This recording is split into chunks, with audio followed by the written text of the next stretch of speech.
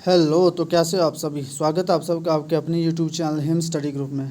तो जैसा कि आपको पता है कि जो हमारे एचपी पटवारी की वैकेंसी है वो निकलने वाली है जल्दी, ठीक है, क्योंकि कैबिनेट से इसको मंजूरी मिल गई है।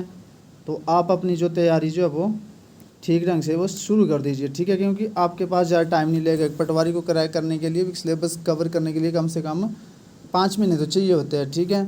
और टाइम तो पता नहीं कब जैसी ये भर्ती निकाल दिया, अब इनका कोई पता नहीं है। टाइम तो लगेगा भी, 1 आध महीना तो लगेगा, लेकिन अभी आप जो अपनी तैयारी अपनी तरफ से स्टार्ट कर दीजिए, क्योंकि पटवारी में बहुत ज़्यादा कंपटीशन होगा। कम से कम 4 लाख तक तो फार्म जो है वो भरे जाएंगे, ठीक है।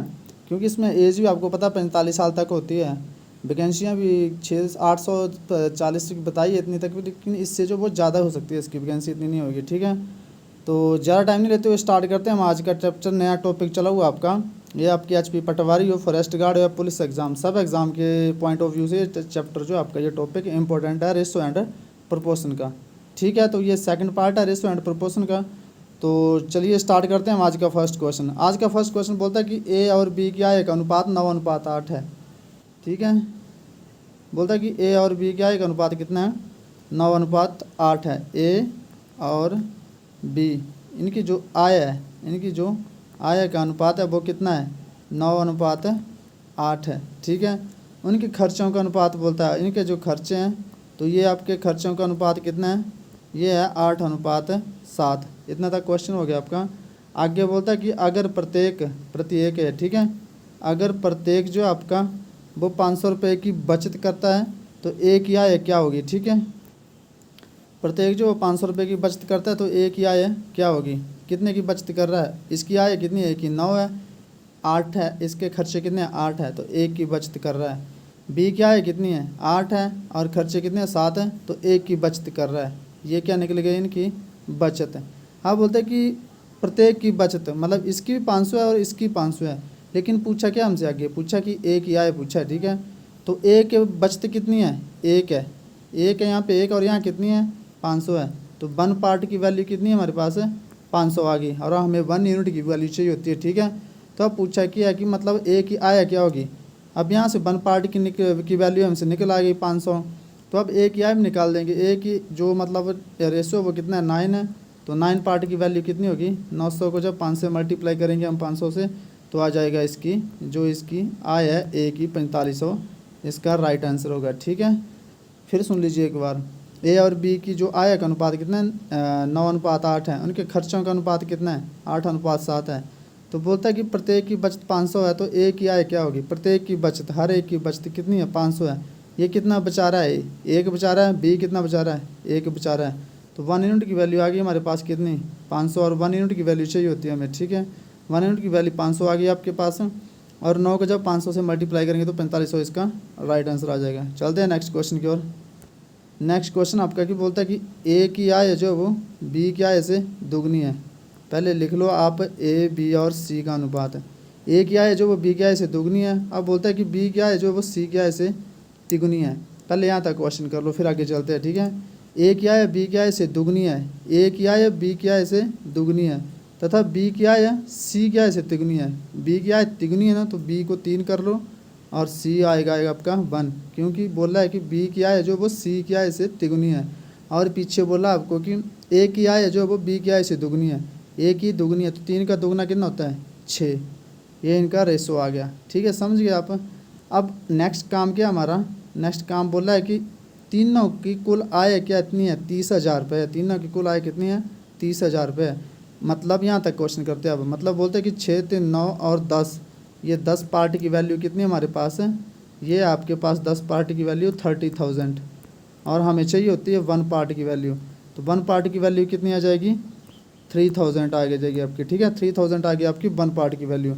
अब बोलता है कि अगर बी 2000 रुपये खर्च कर देता है तो बी की बचत क्या होगी? बी जो वो 2000 रुपये खर्च कर देता है। हमारे पास पहले क्या आ गई? 1 यूनिट की वैल्यू आ गई ना। अब इनकी हम इनसे पहले क्या निकाल लेंगे? इनकी इनकम निकाल लेंगे। तो हमसे बी की पूछा है तो बी की इनकम निकाल लेंगे। 3 पार्ट की वैल्यू कितनी होगी? 1 पार्ट की वैल्यू 3000, तो 3 पार्ट की वैल्यू 9000, ठीक है। 9000 अगर ए की पूछता तो ए को 3000 से मल्टीप्लाई कर देते हैं, 18,000 आ जाता है, ठीक है। कितना आ जाता है? 18,000 आ जाता है। 300 से जब 3000 से जब मल्टीप्लाई करते, अगर इसका पूछता तो। लेकिन हमसे पूछा किसका है, हमसे पूछा है बी का।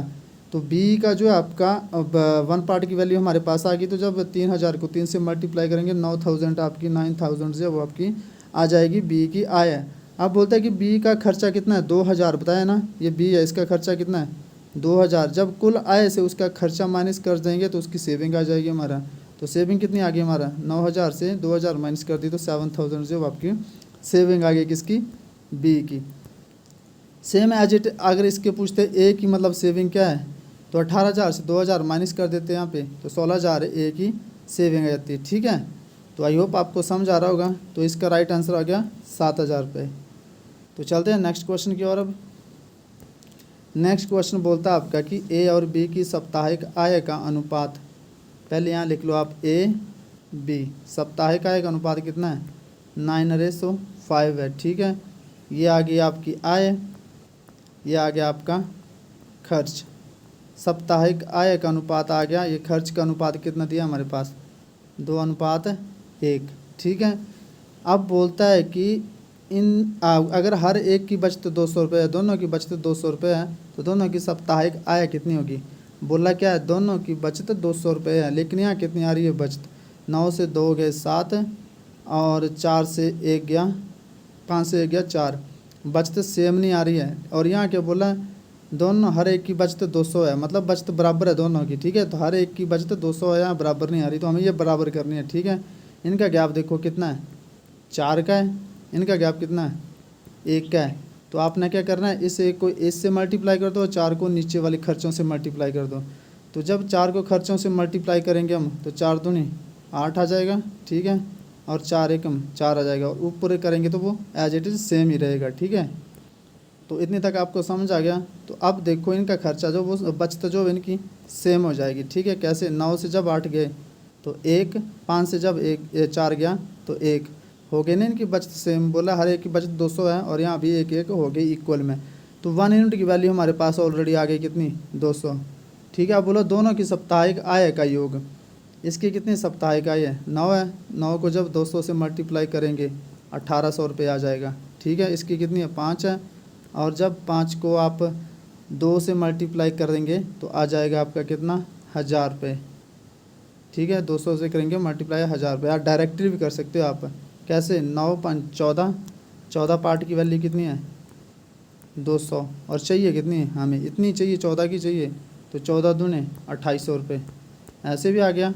और जब इनको प्लस करेंगे 1800 जमा 1000 तो 2800 ऐसे भी आ जाएगा। ठीक है, आपका दोनों तरफ से आपका जो आंसर आ जाएगा। तो इसका जो राइट आंसर है वो है 2800। जब 1800 को 1000 को प्लस करेंगे, 1800 से 1000 को प्लस करेंगे तो 2800 जो आपका राइट आंसर आ जाएगा। चलते हैं नेक्स्ट क्वेश्चन की ओर। नेक्स्ट क्वेश्चन आपका क्या बोलता है कि ए और बी की आय का अनुपात है। ए और बी की आय का अनुपात कितना है, ए और बी की आय का अनुपात जो है वो 5:4 है।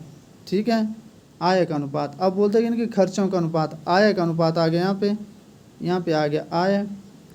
अब यहाँ पे आ गया खर्चों का अनुपात है, इनके खर्चों का अनुपात है किसके, ए बी और सी के। ठीक है, आय का अनुपात आ गया इनका कितना 4:5, खर्चों का अनुपात आ गया आपके पास कितना 7:6:4, ये आ गया आपके पास खर्चों का अनुपात। समझ गए, आय का अनुपात आ गया आपका 5:4 और खर्चों का अनुपात आ गया 7:6:4 आ गया। ठीक है, अब आगे क्वेश्चन जितना जैसे बोला हमने वैसे कर लिया है। अब हम करते हैं आगे के, आगे कैसे करना है। बोलता है कि सी का खर्चा 4000 रुपये है, ये सी है, इसका खर्चा कितना है, यहाँ कितना है 4 है, और यहाँ कितना दिया हमें 4000 रुपये है। किसका, सी का खर्चा 4000 रुपये है। हमें 1 पार्ट की वैल्यू चाहिए, 4 पार्ट की वैल्यू 1000 रुपये, तो 1 पार्ट की वैल्यू कितनी आ गई 1000। जब 4000 को हम 4 से आप डिवाइड करेंगे तो 1000 आपके पास 1 पार्ट की वैल्यू आ जाएगी। ठीक है, अब इसकी कितनी 1 पार्ट की वैल्यू, इसकी भी 1000 से आप मल्टीप्लाई कर देंगे। ठीक है, 1 पार्ट की वैल्यू तो इसकी आ जाएगी 6000, इसका कितना आ जाएगा खर्चा, इसका आ जाएगा आपका 7000। समझ गए यहाँ तक। ठीक है, अब आगे चलते हैं। अब बोलते हैं यहाँ तक को काम हो गया हमारा। ठीक है, यूनिट निकाल ली हमने, यूनिटें निकालनी होती है। 1 यूनिट की वैल्यू आ गई हमारे पास 1000। ठीक है, अब बोलता है कि बी की बचत 400 रुपये है। बी की खर्चा कितना है, बी का 6000, 6000 बी का कितना है खर्चा है, बचत कितनी है 400। खर्चत आपका बचत और खर्चा जो मिला के क्या आ जाएगी, इसकी इनकम आ जाएगी। तो 6400 रुपये की बी की इनकम, पहले आप इसकी इनकम निकालो। 6400 रुपये इसकी इनकम आ गई, ठीक है, किसकी, बी की आ गई। तो बोला ए की बचत क्या होगी, इसकी बचत पूछी हमसे ए की। तो अगर पहले हमें इसकी भी क्या निकालनी पड़ेगी, इनकम निकालनी पड़ेगी, ठीक है। ये 6400 कितने पार्ट की वैल्यू, मतलब 4 पार्ट की वैल्यू कितने गुना है, 1600 गुना है, ठीक है। 1600 16 चौके 64 होते हैं ना, 1600 गुना है। तो ये जो है ये भी आपका कितना होगा, 1600 गुना होगा, ठीक है। तो 16 पंजे 80, 80, ठीक है। ये कितना हो जाएगा आपके पास, 8000 हो जाएगा। अब 8000 जो आ गई आपके पास, ये आ गई 8000 आपके पास क्या आ गया, ए की इनकम आ गई, ठीक है, ए की इनकम आ गई। ए की इनकम कितनी आ गई, 8000 रुपये। तो ए के खर्चे कितने हैं, यहाँ देखो खर्चे, ए के खर्चे जो आपके पास है 7000 रुपये हैं। ए के खर्चे कितने हैं, 7000 रुपये।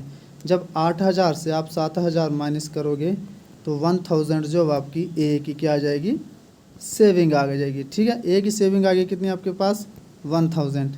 तो ये 1000 जो वो ए की सेविंग आ गई। हमसे पूछा गया ए की बचत क्या होगी, ठीक है। आप वीडियो को जो अगर आपको समझ नहीं आया तो एक बार फिर रिकैप करके आप मतलब इसको देख लेना, और फिर भी समझ ना आए तो हमारे पास नीचे में डिस्क्रिप्शन में या अबाउट सेक्शन में व्हाट्सएप ग्रुप का लिंक दे रखा है, वहाँ से आप अपने डाउट क्लियर कर सकते हैं, ठीक है। तो आप जो भी कंसेप्ट आपको इसमें समझ नहीं आया किसी भी चीज़ में, तो नीचे मैंने लिंक दे रखा है, व्हाट्सएप ग्रुप और टेलीग्राम दोनों का लिंक दे रखा है। आप लिंक से ज्वाइन हो सकते हैं वहाँ पे और अपने डाउट जो वो पूछ सकते हैं, ठीक है। तो चलते हैं नेक्स्ट क्वेश्चन की ओर। नेक्स्ट और लास्ट क्वेश्चन क्या है आपका, ये क्वेश्चन बोलता है आपका कि ए और बी क्या है, अनुपात कितना है, 4:5 है। ए और बी क्या है, अनुपात 4:5 है, किसका, आय का। अब बोलता है कि खर्च का अनुपात, आय का अनुपात हो गया 4:5, खर्च का अनुपात कितना है, खर्च का अनुपात है ये बोलता है कि 3:2, ठीक है। अब बोलता है कि अगर हर एक 2400 रुपये बचाता है, ये कितना बचा रहा है, 2 बचा रहा है, ये भी बचा रहा है 2। बोलता है हर एक बंदा जो है वो 2400 रुपये बचाता है, तो ए की आय कितनी होगी, ए की आय पूछा है, तो ए कितना बचा रहा है, 2 बचा रहा है, और यहाँ कितना बचा रहा है 2400। 2 पार्ट की वैल्यू कितनी होगी 2400, 1 पार्ट की वैल्यू कितनी आ जाएगी 1200, ठीक है। 1 पार्ट की वैल्यू आ जाएगी ना काट के 1200, हमें चाहिए कितनी 1 पार्ट की वैल्यू चाहिए, ठीक है। तो 1 पार्ट की वैल्यू आएगी तो ए की आय निकाल सकते हैं आप डायरेक्टली। ए की मतलब कितनी यूनिट है, 1 यूनिट की वैल्यू 1200, तो 5 यूनिट की वैल्यू कितनी आ गई, 12 को जब 5 से मल्टीप्लाई करेंगे 1200 को, तो 6000 रुपये आपके पास क्या आ जाएगी, इसकी आंसर आ जाएगी ए की आय, ठीक है। तो आई होप आपको सेशन पसंद आया होगा। इसी तरह के सेशन के लिए बने रहिए हमारे साथ। मिलते हैं नेक्स्ट वीडियो में, तब तक के लिए जय हिंद, जय भारत।